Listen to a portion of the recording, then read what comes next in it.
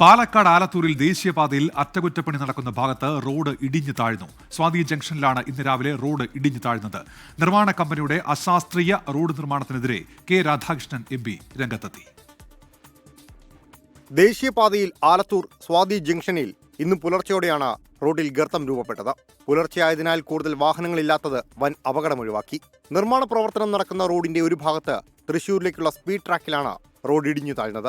ദേശീയപാത നിർമ്മാണം നടക്കുന്ന കരാർ കമ്പനിയുടെ അനാസ്ഥയാണ് തകർച്ചയ്ക്ക് കാരണമെന്ന് സ്ഥലത്തെത്തിയ കെ രാധാകൃഷ്ണൻ MP.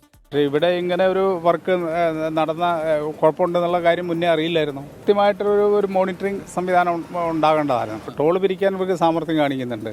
അതിനനുസരിച്ചുള്ള സംവിധാനം ഒരുക്കുന്നതിൽ പരാജയമാണ്. സമാന്തര പാതകൾ ഒരുക്കാതെയാണ് ഇപ്പോൾ പാലക്കാട് ജില്ലയിൽ നടക്കുന്ന ദേശീയപാത നിർമ്മാണം എന്ന ആരോപണവും ശക്തമാണ്. ഇതുമൂലം മണിക്കൂറുകളോളം ഗതാഗതക്കുരുക്കും ഈ മേഖലയിലാകെ പതിവാണ്. റോഡ് തകർന്ന സംഭവത്തിൽ ഉന്നതതല യോഗം വിളിക്കുമെന്ന് ആലത്തൂർ MP കെ രാധാകൃഷ്ണൻ അറിയിച്ചു. 24 പാലക്കാട്.